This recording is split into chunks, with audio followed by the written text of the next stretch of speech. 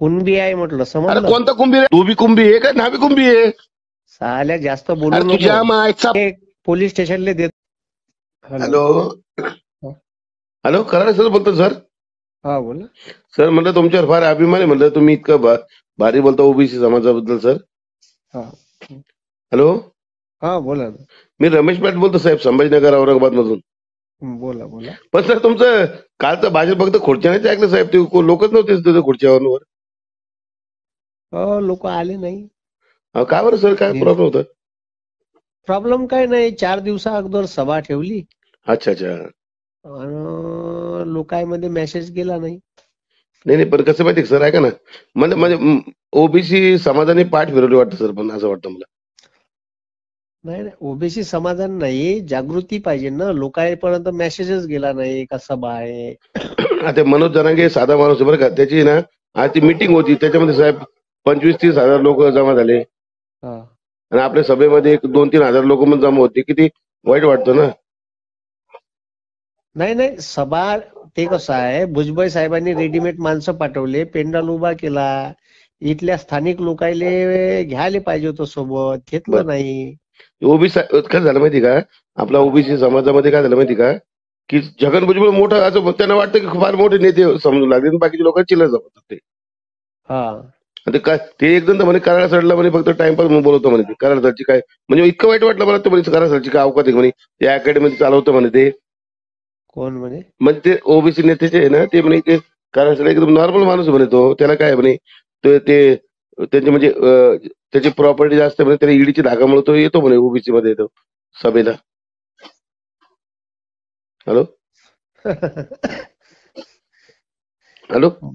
माझ्या बापानं 50 करोड रुपयाची प्रॉपर्टी कमावून ठेवली आहे ना, माझ्या घरी ईडी येणार आहे.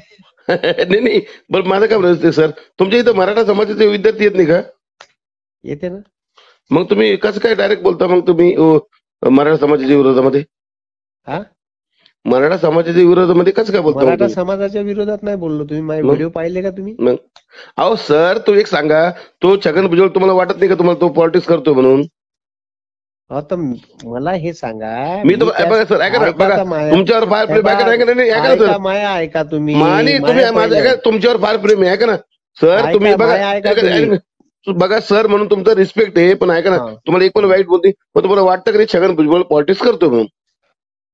छगन भुजबळ नाही, मराठा समाजासोबत सगळेच जण पॉलिटिक्स करून राहिले, तुम्हाला तेच समजून नाही राहिलं. अच्छा, म्हणजे मराठा समाज सगळे आपले मराठी नेता ना, मराठी नेता ऐका ना, सगळ्यात बघा तो सांगतो ते नितेश छगन भुजबळ करून राहिला, देवेंद्र फडणवीस बी पॉलिटिक्स करून राहिला, तुम्हाला तेच तर समजून नाही राहिलं.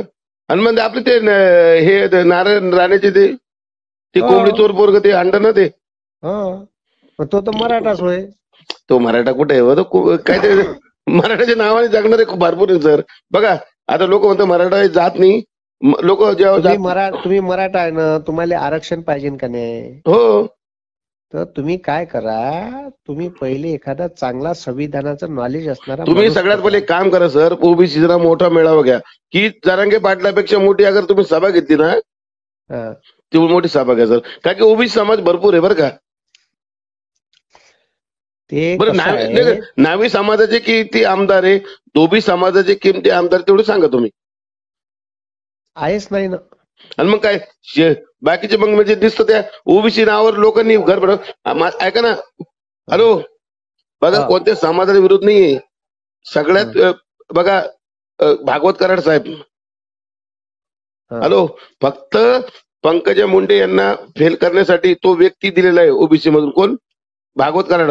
त्याची नगरसेवकाची लायकीने तो त्याला बनवलं. अंबादास दानवे ज्यांनी मराठा मोर्चामध्ये धिंगाणा केला, त्या व्यक्तीला काय आज विरोधी पक्षाने दिले फक्त मराठा धिंगाणा करायला.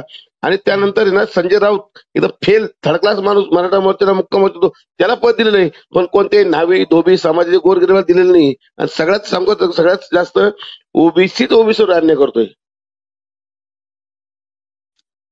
हॅलो, ओबीसी हा 54% आहे आणि त्याला आरक्षण 19% आहे. सगळ्यात पहिलं आंदोलनाचा विषय असायला पाहिजे का जाती न्याय. फक्त तुम्ही सर बघा, तुम्ही सर तुम्हाला बघा, मला तुम्हाला इतक्या शिव्या द्यायचा विचार पण देऊ शकत नाही, कारण तुम्ही गुरु आहे. गुरुमध्ये मराठा असतील, एससी मला समाजातील शिवा देऊन का जाणार आहे? मला शिवा देऊन का करणार आहे तुम्ही गुलाम मी झाले काही ना छगन भुजबळ ते.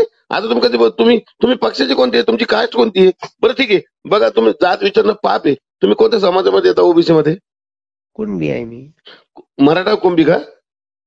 कुणबी आहे मी. कुंभी मराठामध्ये कुंभी येते तीच का? हो. का म्हणजे न्हावी कुंभी, धोबी कुंभी असं काहीतरी आहे का? नाही. मग शेटू लागले का तुम्ही तिथं मराठा कुंभी असून?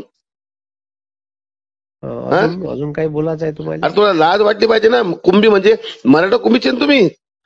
अजून काही बोलायचं आहे का तुम्हाला? बोलायचं नाही. तुम्ही सांगा ना मग. तुम्ही धोबी कुंभी बाबा.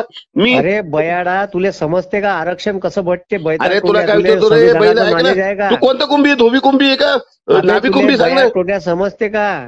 तुले अरे तू- सुद्धा बोलून राहिलो तर तुले म्हणे नको म्हणू. ऐक ना. अरे मग काय करतो? तुले सुद्धा तुझ्या मायची कुंभी काय म्हणलं? सांग ना. तो ओबीसी मध्ये तुला काय विचारतोय मी की तू नाभी कुंभी आहे का धोबी कुंभी? सांग ना. मराठा कुंभी आहे ना तू? तू कोणता कुंभी सांग. मी काय तो शेतकरी बघा, धोबी पण कुंभी आहे, ते पण शेती करतात. मग आहे नेमकं आहे कोणाची अवलाद? कुणबी आहे म्हटलं, अरे समजलं? कोणता कुंभी रे? धोबी कुंभी आहे का नाभी कुंभी आहे?